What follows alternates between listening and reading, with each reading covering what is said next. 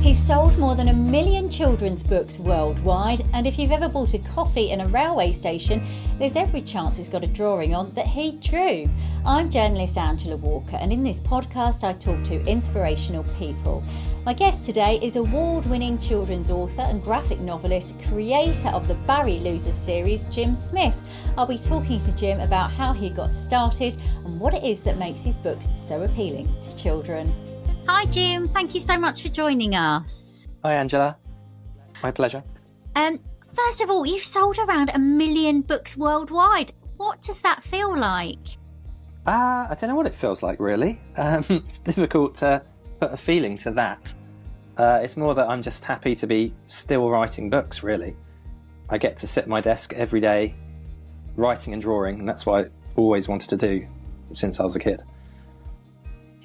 And how did you get started then? Well, I always loved writing and drawing when I was a kid. I never really stopped. I went to art college and university, and I just drew for 3 years at university. Then when I left there, I was showing my work around, and I made a little cutout of a wooden Santa Claus for my dad's shop. He had a lighting shop, and someone saw it, and they had a few coffee shops, and they asked me to do a few of those for them. And it went from there really. I started to do all of their coffee designs and cups and sugar sachets, and eventually I started to write little short stories, and that led to me writing kids' books. And so the coffee shop chain is called Puccino's, isn't it? And they're everywhere. There are all the railway stations and so on.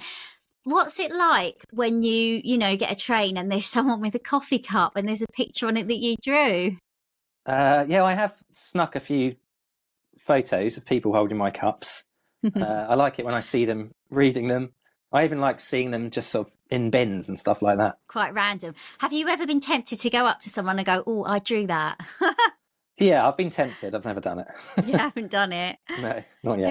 It must be a good feeling. It must be a good feeling. And how do you come up with the idea for the doodles and stuff for that?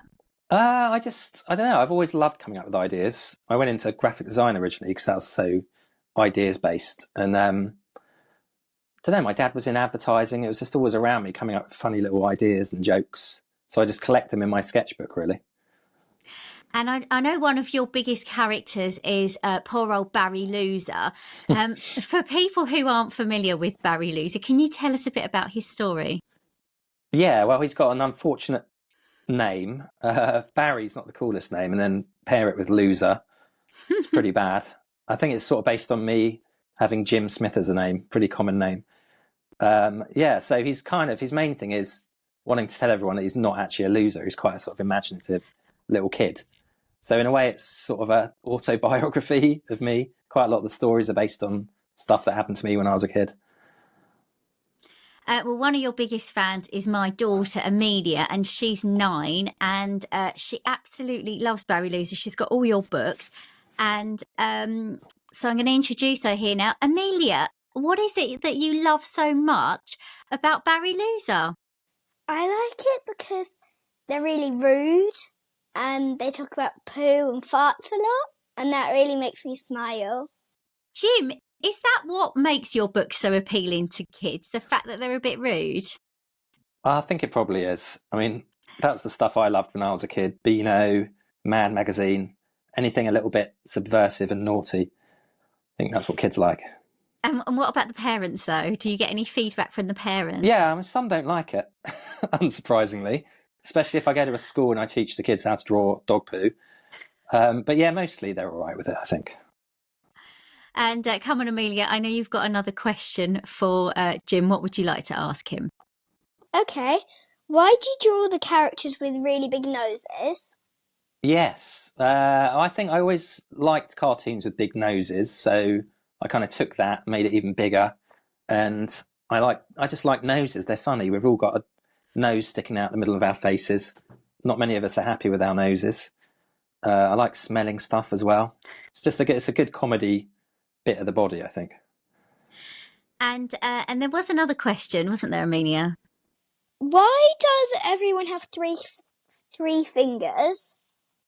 Oh, yes. Well, nice thing about cartoons is you can boil stuff down. So you don't have to show five fingers in the cartoon. You can show three or four. So you still get the idea, and it's a lot quicker to do. So it's kind of a lazy man's art, I think, cartooning. Thanks, Amelia, for your questions. So they are very distinctive, these characters, with the big noses and the hands and stuff like that. Was that something that you had in mind when you were coming up with Barry Loser and the kind of like the look of the series? Yeah, definitely. I mean, I think famously cartoons, the best characters, you can tell who they are just from their silhouettes. So I thought about that and I thought, all right, they're going to have something that really sticks out. So once I decided it was the nose, I had my like kind of silhouette that you could tell my characters just from seeing their shadows. So Barry and his mates, they go on all these sort of journeys and have these sort of adventures. But how do you come up with the story ideas?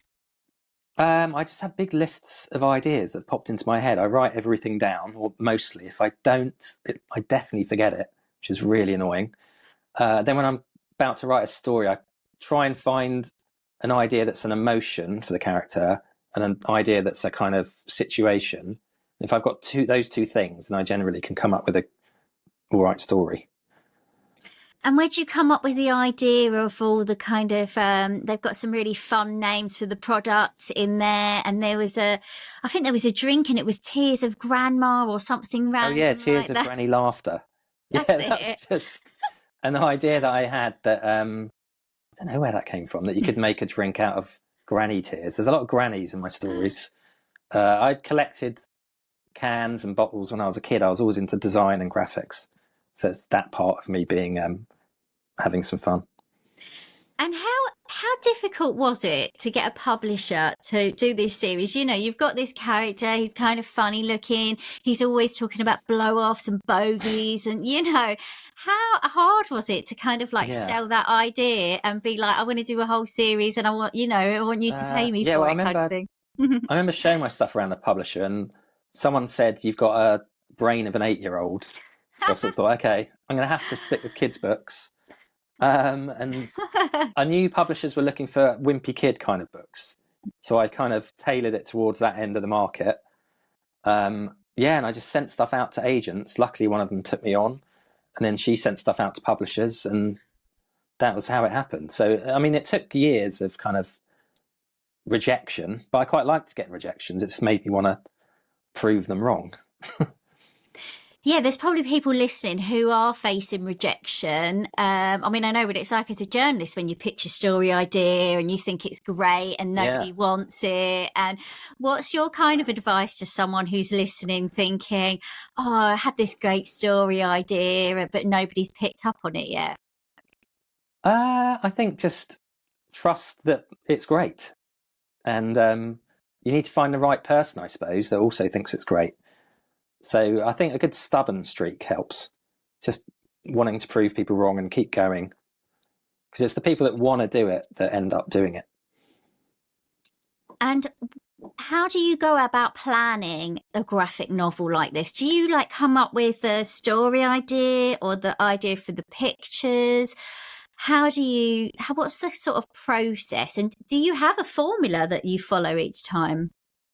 Yeah, I mean, I have my little story idea, and then I do get kind of images in my head of scenes that I think are funny, and I want to get to that scene. So I kind of roughly know the arc of the story. Then I just start doing it, and it's kind of 2 steps forward, 1 step back, going back and tidying up mistakes as I go. But I like kind of being able to do little detours on the way because it kind of surprises me, and I think that makes for a better read. And do you think you're ever going to get bored with it? No, I can't see it. No, it's my favorite. I've always wanted to do it, and it's my favorite thing to do. And when you're drawing, how big are the pictures? Do you draw them like really big, or are they, because you know the books are kind of like A5 size? Yeah. How big are the drawings for each Well, page? I do it all on my iPad, so I have my program Photoshop on iPad, and I make the page to the size it is, and then I just get my Apple Pencil and draw on the iPad. So I mean, I can zoom in, I can zoom out, but I mean, Yeah, it's just a little kind of A4 iPad. Oh wow! So I thought there were like all these reams and reams of paper, and you were There there used to be. at like your easel and stuff. Yeah, now I know. That's what my dream was as a kid, and now I'm like hunched over a computer. But it's so Oh. quick. I used to have to scan everything in. Now it's just there. So it's great. And I was thinking about Barry Loser the other day, and I was thinking it would like make a great cartoon, like for TV. Is that something you've ever thought about? Yeah, I mean it's got, I wouldn't say close. It's got some way there a couple of times. And there's someone at the moment that has optioned it, so you never know. But these things take a long time. Oh, that would be Yeah, no, so I'd love to see cool. it. Yeah, And who would seeing the have the noses voice? wobbling. Yeah, and who would have the voice for Barry Loser? Oh, I don't know. I mean, there's audiobooks already, and it's a guy called Hugh Parmenter, and he does them brilliantly. So if he wanted to do it. That would be amazing. Um, so what advice would you have for someone like a young person who was trying to get into graphic novels? What do they need to do? I think definitely look at the market, see what publishers are publishing, and that probably is your best chance to get into the industry, is to kind of give them something like that, but a little twist on it. And then, and also just be prepared for criticism and rejection and take that on board, but also stick to your vision at the same time. So it's a bit of a juggling act, but tenacity is probably the main thing. And do you know what? I found out the other day that there's almost 1 million children in this country who haven't got a single book at home. And I thought, you know what? When I was growing up and I had lots of books and my mum used to take me to the library and so on, how important do you think it is for kids to have books at home? Well, yeah, it's really important. I mean, it's not only is it great escape, but unlike, say, a computer game, maybe, which is great escape, and TV, a book is calming and it's great company and it will teach you something. So I think it's great that World Book Day gives people every kid gets a token at every school to be able to get a book, and school libraries are getting better and better, I think, and they're having more and more graphic novels and things that kids like. So I don't think it's all bad. I mean, I think there are places where kids can find books, and obviously, like you say, the library is brilliant. So there's places you can get them. And do you think that your books are quite a good way in for kids that maybe aren't so much into reading, kind of, you know? Yeah. Because as a graphic novel, they're kind of like entertaining as well as educational. Yeah, I mean, I know for my own son, who's 9, that, I mean, pretty much all he'll read is graphic novels. And I think I was the same at that age. I just read the Beano. So, yeah, maybe it's the fact that it's something like the Beano, but it's in a book shape is even better, because it's getting them used to holding that book. And yeah, definitely. And do you read your Barry Loser books and Future Ratboy books? Do you read those with your son? I try not to, because he's my biggest critic.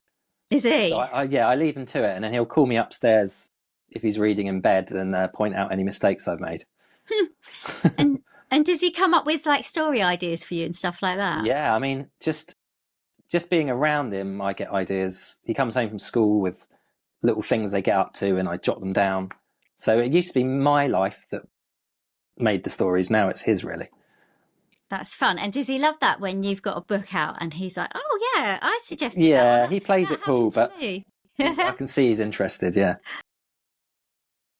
Oh, bless him. So you're influencing lots of kids and young children to get into reading, but who were your influences when you were younger? Well, it's the classic Roald Dahl, really. Roald Dahl and Quentin Blake together, I just thought so perfect. I loved the mix of writing and drawing on a page that they gave. And then it was comics like Mad Magazine from America, the Beano.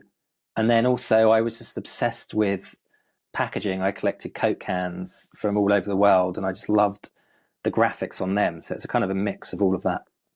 We're big Roald Dahl and Quentin Blake fans, and I love Mr. Magnolia. Oh yeah, Only One I read that to Boot. my son a lot. Yeah, Love we've that, got yeah. that book. We read it all the time. I love the rhythm of it. Yeah. and the language, which is just so great. And so you've got a couple of new books coming out soon. Tell us about those ones. Yeah, I've got a book called How to Be a Genius Kid, and that is out in June, I think. It's basically my kid asking me lots of questions I don't know the answers to. So I was Googling all the time, and I thought, these are amazing, actually, and I can put these into a book. So it's one of those kind of fact books, but also mixed with a graphic novel. And then in August, I've got My Big Fat Smelly Poo Diary coming out, which is a little kid's diary, him and his little mates who are called the Poopies. And they just get up to lots of stuff, and there's a lot of poo in it. Sounds revolting. Yeah. If you don't mind me saying so. That means that the kids are going to absolutely love it. Yep. Oh, if you hadn't have got into graphic novels, what else might you have done, do you think? Have you ever thought about it? Well, my dream was always to design a Coke can, which is a bit specific.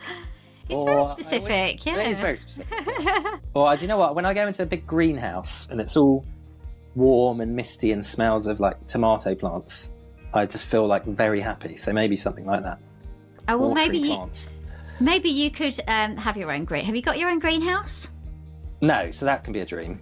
Treat yourself to a greenhouse. Yeah, and then you might get inspired. You could write a whole series about it. Yeah, maybe I put my desk in it. Yeah. Yeah, well, I don't know. It might not do the iPad. A bit humid. Yeah, a bit too humid for the iPad. Oh. Well, thank you, Jim, so much for joining us. It's my pleasure. Absolutely fascinating, and good luck with the new books. Thank you very much.